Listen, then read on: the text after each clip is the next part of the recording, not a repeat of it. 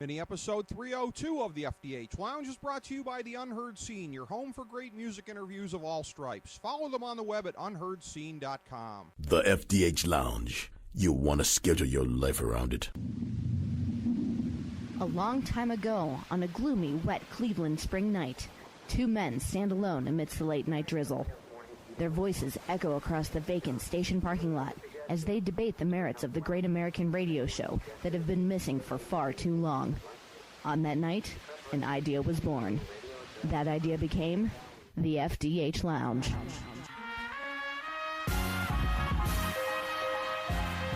Welcome to the FDH Lounge. Welcome to mini episode number 302 of the FDH Lounge. This is FDH Managing Partner Rick Morris here with the FDH Lounge preview of Breaking Bad episode 5.13, which is called Tuhajali. Throughout the second half of the final season of what has arguably been the greatest TV drama of all time, we're ranking the 5 most important developments of the most recent episode and assessing how they set the table for what's to come. Showrunner Vince Gilligan has warned that developments in the final 8 episodes will come more fast and furious than ever before, partially because a greater span of time is being covered, and partially because an absolutely epic ending awaits. So the overall deck will be getting reshuffled quite regularly, making these episodes the most concentrated form of the epic thrill ride to date. Coming out of episode 5.12, here are the top 5 developments setting the tone for 5.13. Number 5. Marie contemplates trying to best Walt with chemistry. Few reviewers are treating this with any kind of significance, but it's unsurprising that one that was savvy enough to attach some importance is our old friend Kimberly Potts at Yahoo TV. From the very beginning of the series, the characters have been affected by the actions of random doofuses at various key points. Marie is certainly capable of being such a doofus, especially in her extremely agitated state.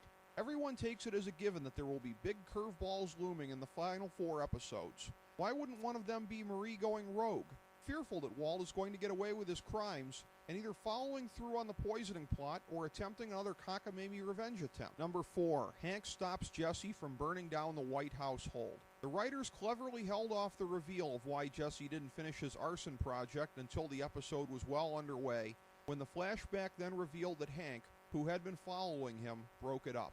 In that moment, Jesse finally starts to realize that Hank might be a good instrument for revenge on Mr. White, and he consents to temporarily move into the Schrader household.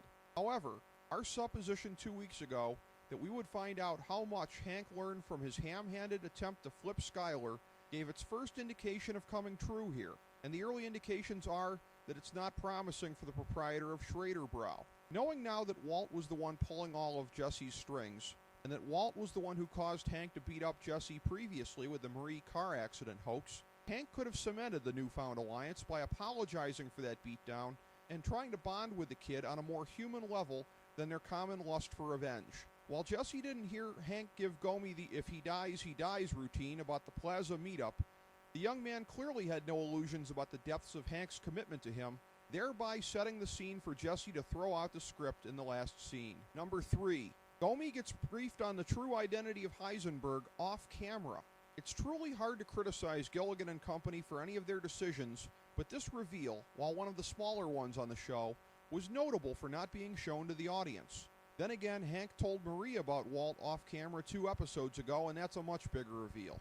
This outcome was not very surprising, since Gomi is noted for having some doubts in Hank's hunches at some points, but supporting him when push comes to shove. But it would have been nice to see the wheels turning in the head of one more person conditioned to see Walt as a wimpy, middle-aged nerd. The takeaway is that Hank does have a beachhead of support in the DEA now for his investigation, even as he is nowhere near ready to tell his superiors the identity of his great white whale. Number 2. Skyler breaks bad like never before, urging the murder of Jesse Pinkman. In retrospect, Anna Gunn's recent op-ed in the New York Times questioning the depth of online hate for Skyler now seems like a brilliant bit of trolling and anti-foreshadowing, as the woman now labeled Skyzenberg by many reviewers has, for the first time ever, leapfrogged Walt in plotting evil. Admittedly, she sees everything about the Heisenberg persona as Walt losing the capacity for human feeling and emotion, so she can't even begin to fathom the depth of Walt's complicated feelings for his protege.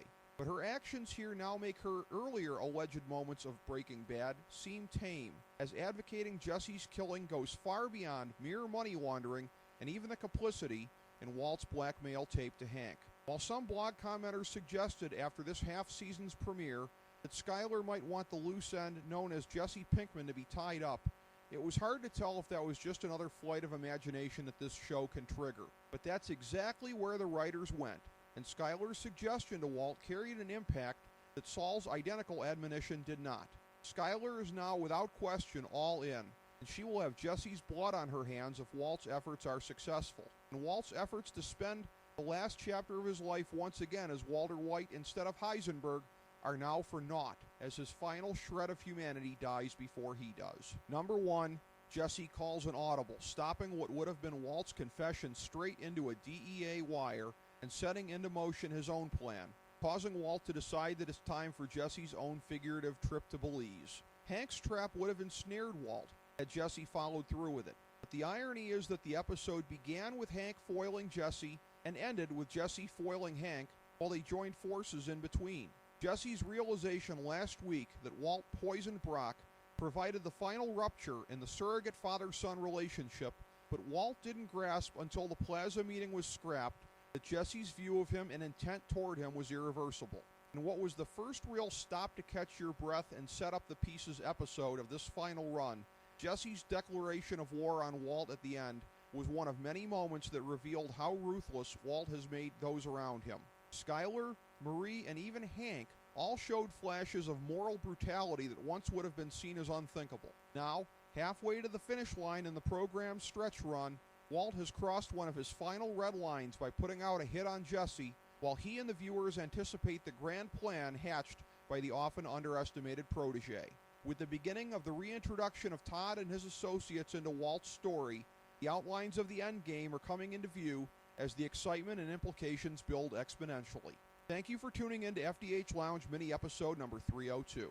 As we bring the show to a close, we would like to extend our deepest gratitude to NBC, CBS, ABC, Fox, all Clear Channel affiliates, TNT, TBS, USA, UPN, Deadspin.com, YouTube.com, YTMND.com, MySpace.com, various blogs, Fox News, CNN, CNBC, MSNBC, IamBoard.com, Billboard.com, Google.com, ESPN, ESPN2, ESPN News, ESPN Classic, NBA TV, NFL Network, Sports Time Ohio, Athlon Magazine, Comedy Central, Cartoon Network, The Boomerang Channel, QVC, BET, The Spice Channel, Steno Notebooks, Manwich, Papermate Office Supplies, waitresses, strippers, bartenders, garbage men, janitors, microwave popcorn, the writers of The Office, Scrubs, Entourage, My Name is Earl, Oz, Metalocalypse and the Boondocks, Aquafina, and The Periodic Table of Elements.